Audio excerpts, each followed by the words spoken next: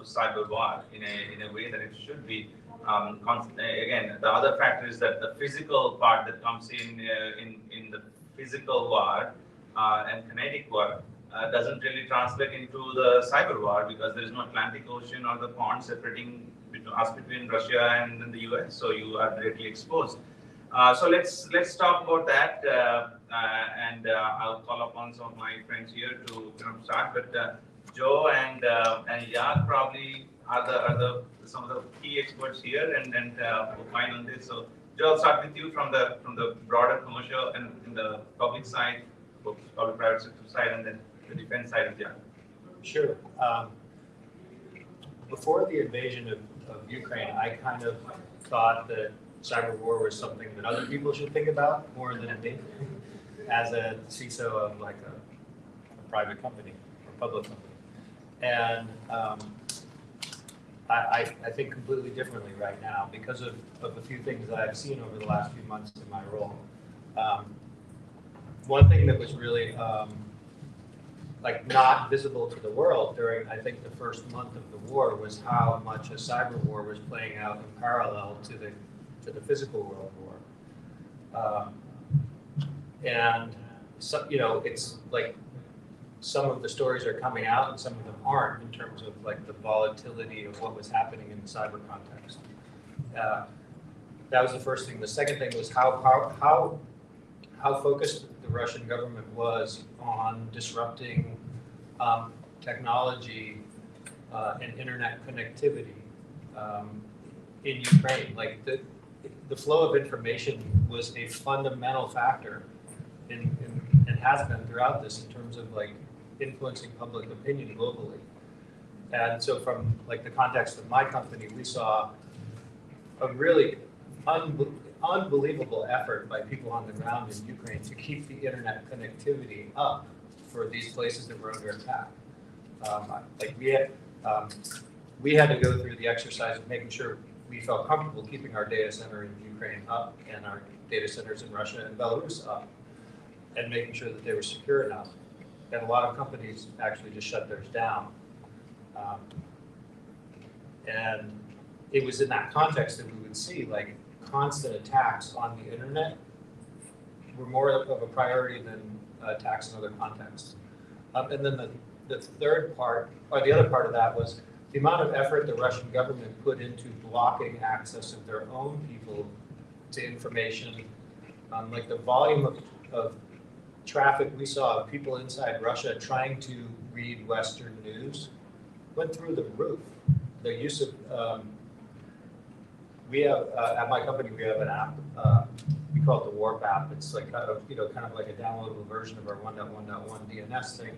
And people use that kind of like a VPN, even though it's, and it, after MasterCard and Visa shut down cross-border transactions, people in Russia had a real hard time paying for VPNs. So they started downloading a lot of really sketchy ones. And our app, which I don't think is sketchy, became the #1 downloaded app in Russia in March. And we'd never been on like the top 100 of anybody's download list for apps, because we're not really a consumer company, but like Russian people were desperate for information. And so like seeing the importance of like information as a second factor was amazing and to see. And then the third thing I would comment on is the complexity that comes from third-party actors getting involved. Like the first weekend, the Ukrainian government called on a volunteer cyber army to come to our defense and to go on the offensive. And it actually happened. Like we saw from our traffic starting on that Sunday, Russian institutions, public and private, were under attack and have since then been under attack at a scale that they've never experienced before. I came to the conclusion that that like the Russian internet had a free pass for the last 20 years while the rest of us were playing defense slowly and getting better and better. And then all of a sudden, they hadn't been attacked by Russian cyber criminals for the last 20 years, so they weren't as robust in their defenses. Plus they were dealing with, Microsoft and VMware and everybody else refusing to support them and update their licenses. And so the Russians were really struggling on defense, and I think have been more than we know. So those are the three observations that I have. So what's happening on the physical side is also happening on the cyber side. That's pretty much glorified, but falling down. And thank you for those insights. Yeah, your point of view. Hi everybody, Jaak Tarjan, Estonian Air Force, but last 4 years I've had the privilege to lead NATO accredited think tank, CFD Cooperative Cyber Defense Center of Excellence. Not to be confused with the operational cyber defense unit, it's rather like a think tank doing research training exercise. We just finished our conference, CyCon, which many of you have attended or heard at least. You've been there, or you? Rod Baxter wanted to be here, he has been a speaker anyway. Many things were spoken there, and maybe it's my 10-hour jet lag that just hit me, but I'm not optimistic about Cyberpeace right now. Legal perspective, John Weaver was putting statistics in front of us and saying that the number of democratic nations in the United Nations, it's dropped. The percentage is dropping, the number of them is dropping. So, democratic nations are nowhere near, the voting majority in the United Nations. So the hope to establish some sort of global cyber norms that are tailored to the free world, which it's not there. So right now what we need to do is to hold our turf that the situation is not deteriorating in a legal sphere. And the other thing is, established legal norms, how good are they if we have a nation that in a physical space, like Russia, is not holding to do anything? It shouldn't be surprising because rape, looting, and murder systematically has been Russian way of war. My nation knows it from World War II and the aftermath, but we've seen it in Chechnya, Afghanistan, Syria, and then now in Ukraine. To hope that any cyber target is somewhat off limits to them just because the United Nations has said so, or it even has been agreed by all countries theoretically, then if they wanna do it, they'll do it. So we're cyber deterrence was spoken about. I think Martin Levicki was coining a term, obnoxious deterrence. Kind of like denial by punishment, basically similar in criminal law. But I'm not convinced there is cyber deterrence right now, or anybody can be sure of it. Even in a conventional kinetic, warfare, the deterrence has been broken now in the Russia-Ukraine war. The only thing holding the world from going to kinetic war is the good old nuclear weapons. Maybe it's because the war is very close and aggressor is on the other side of my border, but I'm not seeing the world in dark terms right now. But I think that's probably true in many senses. This, what was going on underneath has come up the surface now, both the combination of kinetic and cyber warfare. I don't think the enthusiasm we shared with Rod, Jaak, and he's going on stage about we talked about something is still far beyond achieving. I think a lot of this is because there has not been a lot of investment in that space from the general public opinion, as well as commercial and private sector coming together to address that. We talked about attribution earlier. The same issue that we might know where things are originating from, but what does that mean, and how can we react to it as an independent organization versus the collective that we need to be. And I think it also comes from my worldview specifically is that you've got to have spheres of influence, authority, and accountability. For the most part in the industry, we think that CISOs got everything and they're going to, they're accountable and they're responsible. But that's not the case, right? You got the attention on the CISOs, which is good in one way because it elevates them to the level that they are actually operating. And then you have the the other layers of defense. I mean, especially the 4 layers of defense that we work on, and especially when financial services has that adoption of 4 layers of defense, and the board being there, and the C-suite and the board being there to be that layer of defense, and then the industry being the next sphere, where the industry actors are collectively addressing the issues of cyber war and ensuring cyber peace.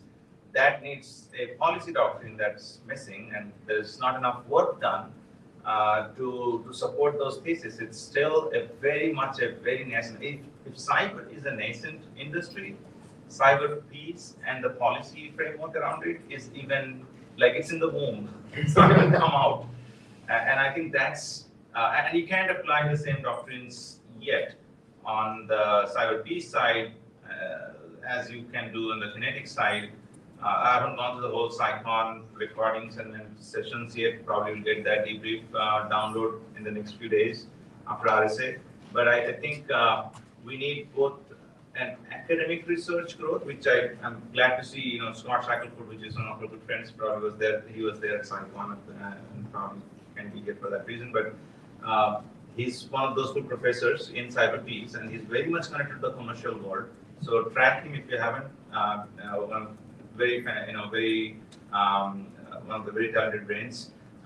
If it were for a combination of a Chris Painter, who's been a champion of the cyber peace and policy, and now looking at the next generation of leadership with Scott and a few others who are in this space, and then where do we aim for, right? Where does this have a structured doctrine with proper connectivity to the law enforcement regulation? And that drives incentives and actions from the commercial world.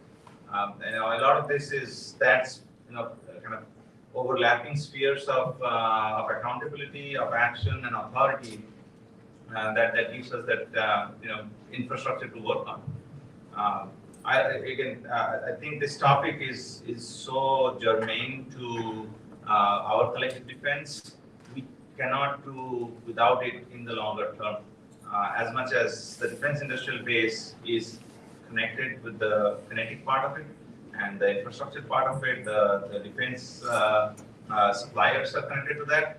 I don't think cyber has anything close to it. I mean, your think tank probably leads the way, especially in making sure that there is a forum for that, but not too many.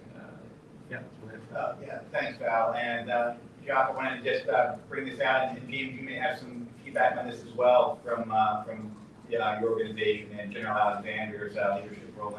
And we spend time working with dual use innovation, and some of the lack of speed that the defense can innovate and bring it from the commercial sector.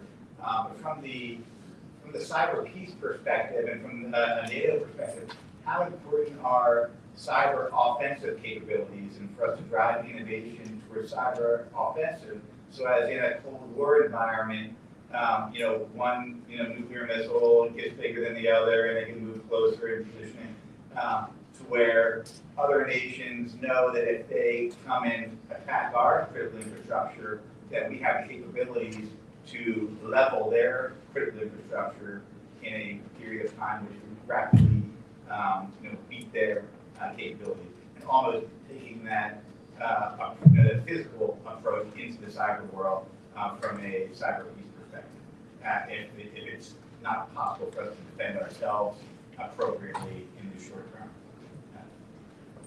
So a question, how important are cyber offensive capabilities? Thankfully, all the NATO nations have come out of the closet and said that, yeah, we want them and we will use them if situation calls upon it. A little bit of illustrated history. Since 2014, our center has been running an exercise teaching offensive cyber skills at an intermediate level, unclassified exercise.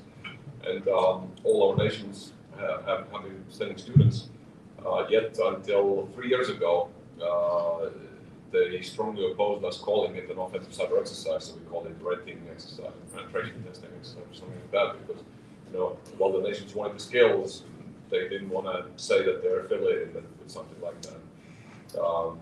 In my first year as a director, I think it was the French Minister of Defense who 1 month before that exercise made a policy speech that, yes, France too, when the situation calls upon it, uses offensive cyber. And then I said, that's enough. No, you can, call it openly offensive cyber exercise and haven't gotten in trouble. Add on to that, it was at Cyclone conference when General Nagasona said that the United States has been using a full range of cyber operations to assist Ukraine against Russia, which obviously includes offensive cyber. I think his PR team did a lot of explanation afterwards, but it was really cool. Everybody knows that, but it's really cool that they say, "Oh, well, yes, we do it." If there is any hope for deterrence by punishment, then you need to say openly that yes, we're going to do it if you play like that. Cyber offensive. The problem with cyber offensive capabilities, nations don't share them. NATO has what is called a SCEPA. NATO officially doesn't call it offensive cyber, they call it cyber effects. So sovereign cyber effects provided voluntarily by the allies. SCEPA, that's the mechanisms of bringing offensive cyber to NATO combined operations. It's very cumbersome and clumsy, and nations don't want to tell each other what they can do. So it's very hard to plan operations when you don't know what kind of capabilities the nation can bring to the table. It helps that Supreme Allied Commander Europe and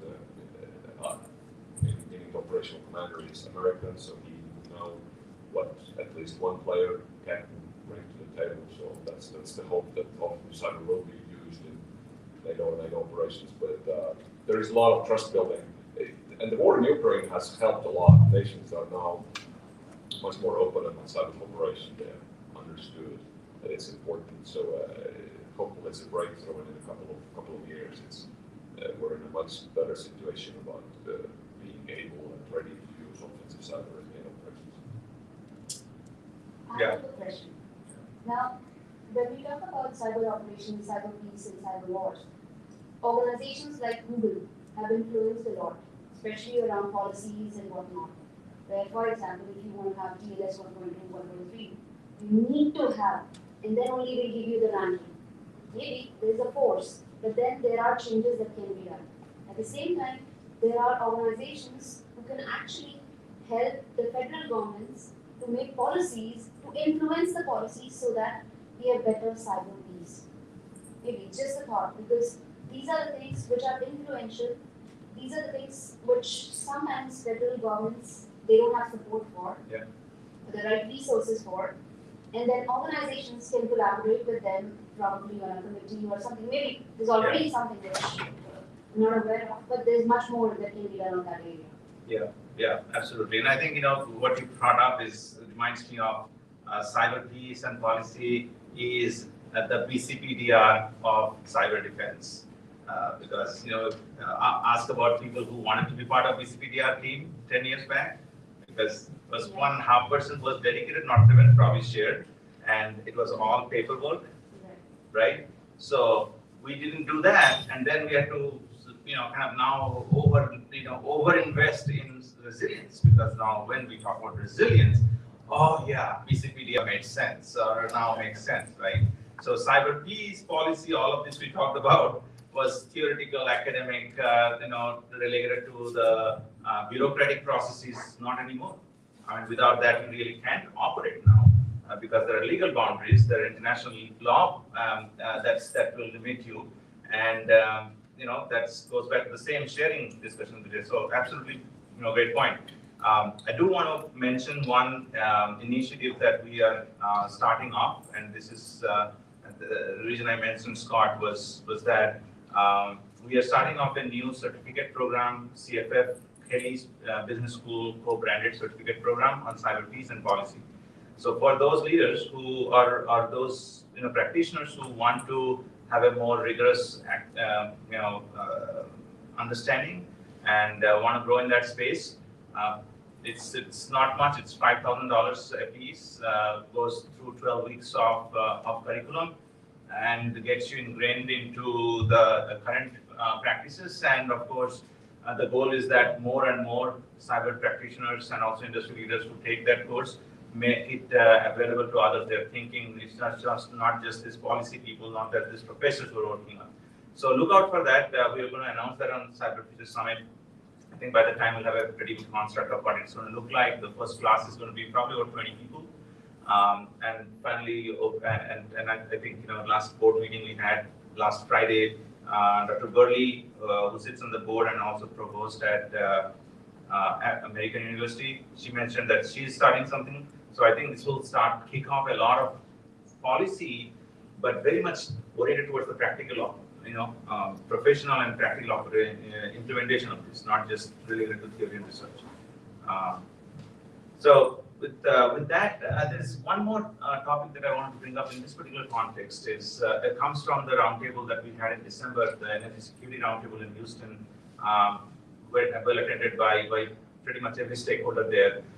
There are 2 points that came up. One is who's leading the unclassified information now, right? It's pretty much everything is coming out of Twitter, and by the time you have the federal resources coming up and sharing the things with you, you've already learned that. And where does that put the classification of information and the security clearances that are kind of been a kind of bottleneck to many of this access to information? I'm just going to jump in, right? Yes, please. First, I no longer have my clearance. I will say in all the years I had a TSSCI clearance, I don't think I ever got a briefing that at a TSSCI level that I couldn't get the same thing without me, or I knew before I even went into the meeting. Especially very much demonstrable in cyberspace, right? Cyber. Well, yeah, that's what I don't think I've ever had anyone down in DC or Maryland Tell you something you don't know. tell me something I don't know. I mean, there were some interesting things we talked about, like certain countries and some interesting stuff, but that was going to impact how I defended my institution. I mean, the closest we came was in 2012, but that was more interesting than was really helpful. So the question that followed that particular, who's leading the classification, the information access was do all CISOs need to have clearance now, because pretty much they can share back if they want to without having the restrictions, or what would that look like, right? Where you have the right level of access. Having a bunch of folks have clearances doesn't change a damn thing, all right? I mean, are you going to now say, okay, not only do CISOs have to have clearances, but you need to put your office into a SCIF, all right? And what is that going to, and for 90% of the companies, that's your entire security budget just disappeared because SCIFs are expensive. All right, I mean, it gets crazy. You take it so far, but I mean, I remember the only guy I ever really tried to go SCIF was Phil tried building a Goldman. But he was doing that mostly because he wanted to be able to self-issue clearances. So it seems like a lot of money chasing very little value. I was wrong. Pretty much in line. I sense that from the day onwards that when this was brought up, from which angle, right? We are sharing, we're ready to share with you, but It's the country club angle. yeah. That is it. Oh, you have clearance. Okay, you're part of the club. That's it. There's no value in it except for having it. That you're part of the community that's there. But the community is no different than not having it. You can find the same stuff on Twitter or any of the other Reddit sides of it. Almost probably better than you're going to get in a briefing or anything else, because it's going to be actually earlier in the process. Does this apply to the larger institutions versus smaller institutions? The access to information? I mean, is any value?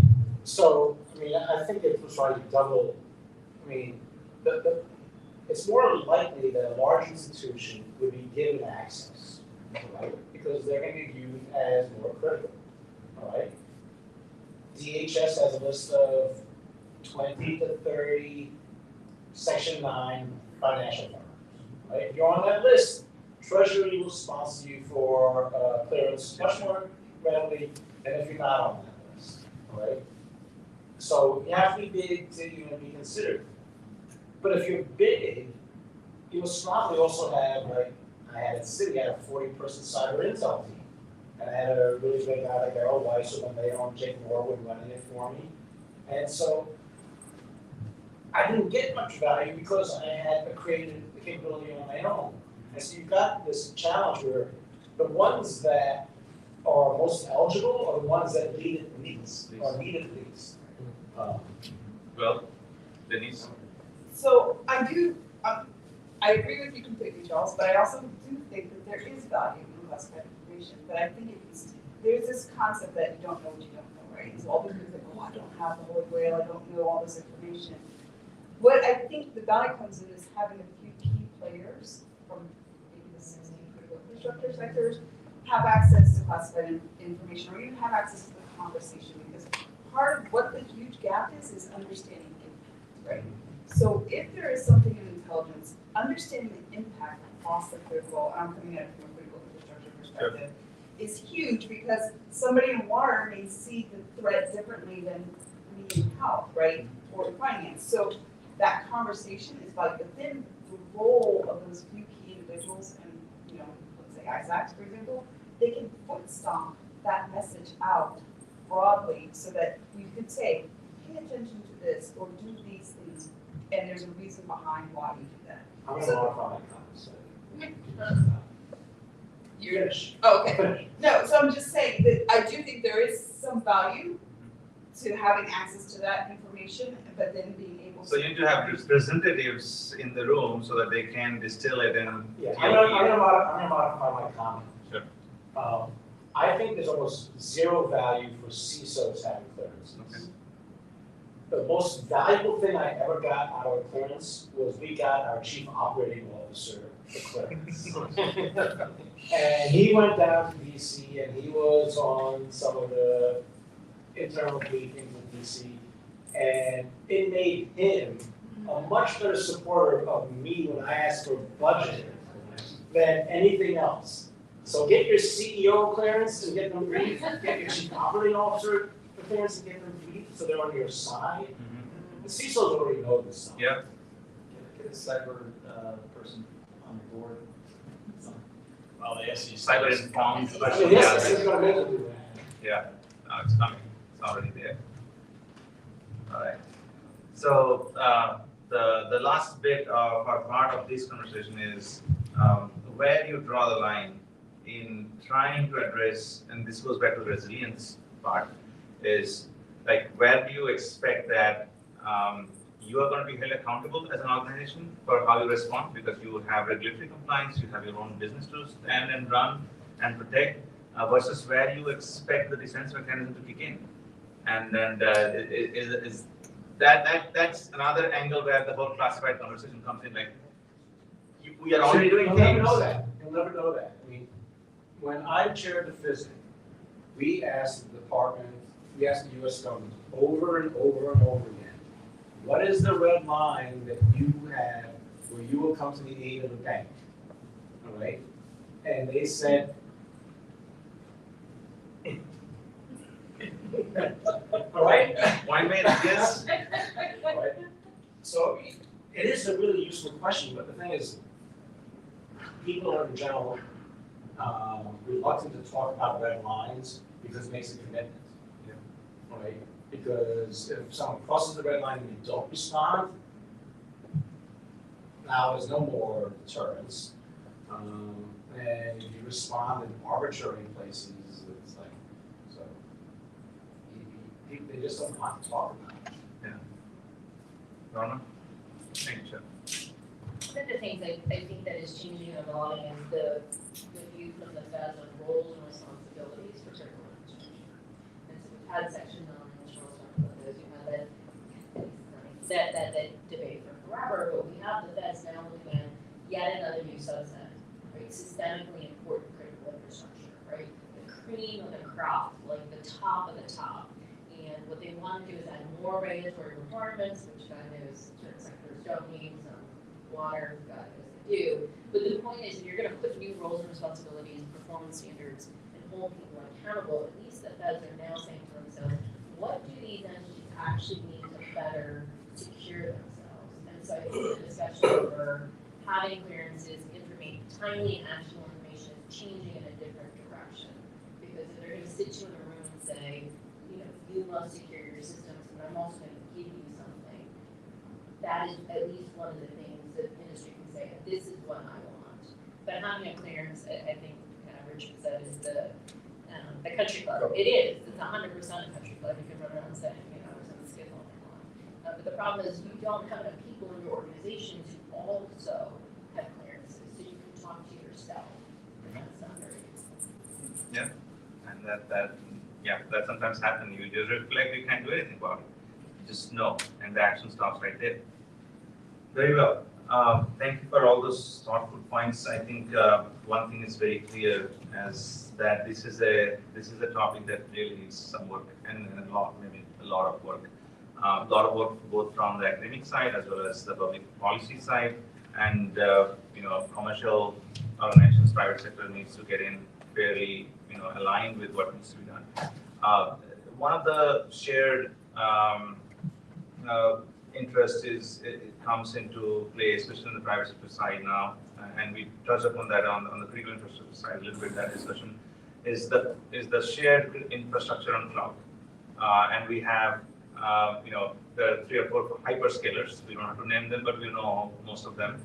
And these hyperscalers are where most of the enterprises are moving, their data centers into, their workload into, and that's where I think also a lot of action is happening in terms of stopping cyber threats right at the gate, because that infrastructure is always under attack, and Cloudflare being one of them, and Joe being a first responder in that space.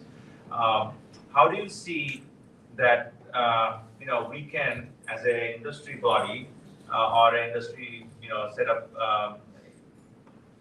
I would say thought leaders, bring about that knowledge of what we are dealing with today that will influence those policies? Vandana, basically going back to what you were saying, right? How can we make sure that we have a charter informed by the activities that now the private sector is very much involved in protecting and defending our critical infrastructure, including the cloud infrastructure, which is a critical infrastructure now, right? And address that. I would like you to think more from a big picture angle rather than the technical angle, because I think we are all grounded in the technical knowledge and understanding. But I don't think that's something that the policymakers understand quite yet. Right? So you are a cloud provider, or your service is hosted on cloud or infrastructure cloud, and you are the first responder defending that. That's a constant attack that you're enduring. And how do you make sure there's the accountability on the other side, and who are the players that need to be brought into justice? So, open question. I think this could probably fill at least a few people's PhD thesis, but would actually need some help here from the industry. All right, so kind of transition off to the last topic of the day. To go on forever on this particular topic, I think it ties all of this together. Right? We have the workforce issue that we talked about, then we talked about the incentivizing and identifying cyber threat actors. We talked about attribution and how this ties back to kind of plan of action for critical infrastructure security, and then